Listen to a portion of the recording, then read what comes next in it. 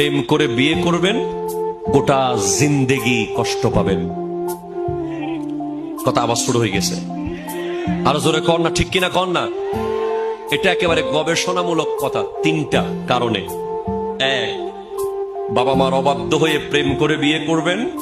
প্রেমের বিয়ে, ওই মেয়ে 5 বছর ধরে আপনাকে চিনে, স্বামী হিসেবে সে আর আপনাকে সম্মান করবে না। আগাগোড়া সে আপনার সব জানে। মাঝে মাঝে তার সামনে কান্না করছিলেন, তার মাঝে মাঝে ফাইও ধরে ফেলছিলেন বিভিন্ন সিচুয়েশনে, ঠিক কিনা কথা বলেন না।